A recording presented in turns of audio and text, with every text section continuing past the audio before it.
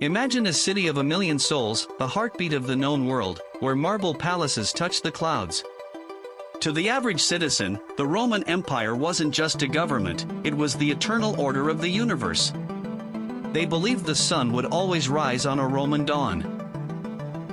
But beneath this shimmering facade, a silent rot was eating through the foundation. While the elites feasted on exotic delicacies, the currency was losing its value and the borders were leaking. The collapse wasn't a sudden crash, but a slow, invisible fade. By the time the gates of Rome were finally breached in 410 AD, the city had already been a ghost of itself for decades. The most terrifying part? Almost nobody living inside the walls realized they were already defeated. We often think of the fall of Rome as a dramatic movie scene, a single day of fire and blood. But the truth is far more haunting. It was a systemic failure of perception. Today, we will peel back the layers of history to uncover how economic inflation, political delusions, and a misplaced sense of superiority blinded an empire to its own demise. This is the anatomy of a slow-motion catastrophe. To understand the fall, we must first understand the height. For centuries, Rome operated on a virtuous cycle of conquest. New lands provided new slaves and new gold, which fueled the army, which in turn conquered more lands. This expansion created a sense of invincibility. The Romans didn't just build roads and aqueducts, they built a psychological certainty that the Roman way of life was the only viable way for humanity to exist. However, by the 2nd century, the empire hit a geographic ceiling. The forests of Germania were too thick, and the deserts of Persia were too harsh. The engine of growth, conquest, simply stopped. With no more one-time windfalls of gold from conquered cities, the empire had to actually manage its budget. But the Roman state had grown too large and too expensive to be sustained by mere taxation. This created a desperate need for liquidity. The emperors faced a choice: either cut the spending of the massive military machine or find a way to create money out of thin air. They chose the latter. To fix the crumbling economy, Rome did something that seemed logical at the time: they debased the currency. Silver coins, once pure, were slowly mixed with copper and lead, creating a facade of wealth while the actual value plummeted. This triggered a catastrophic spiral of hyperinflation. Prices for basic grains skyrocketed, and the middle class, the very backbone of the empire, found their life savings rendered worthless overnight. While the economy burned, the military became a mercenary force. Rome stopped recruiting citizens and began hiring foederati, Germanic tribesmen who were paid to protect the borders they had once invaded.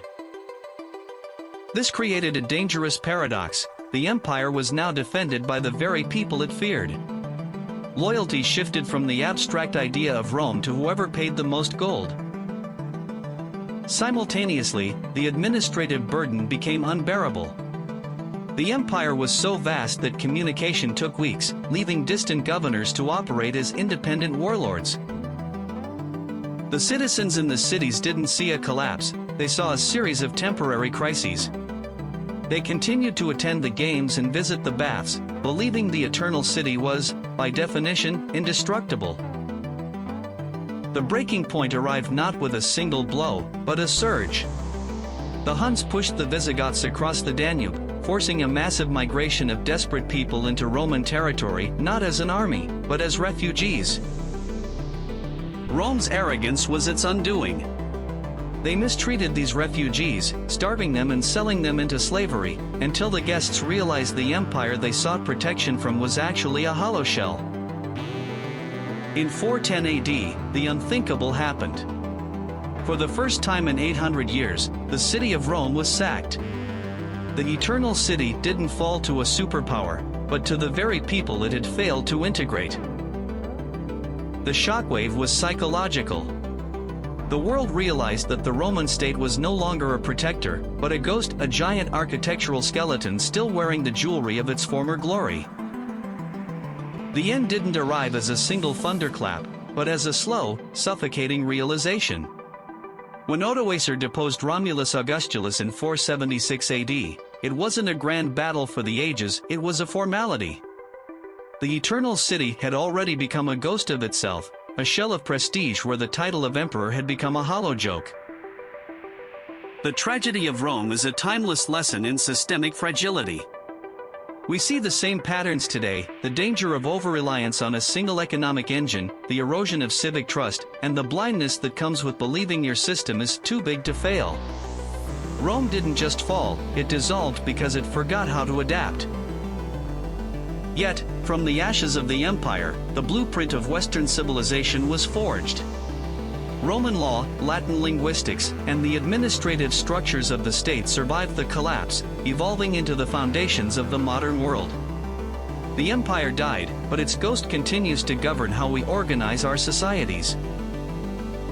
Ultimately, the Roman collapse teaches us that stability is an illusion. The very things that made Rome powerful, its massive scale and rigid hierarchy, became the weights that dragged it under.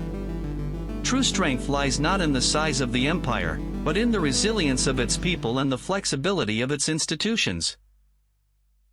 History doesn't repeat, but it certainly rhymes. If you want to see another civilization that ignored the warning signs until it was too late, watch our deep dive into the fall of the Maya. Subscribe our channel to get more video.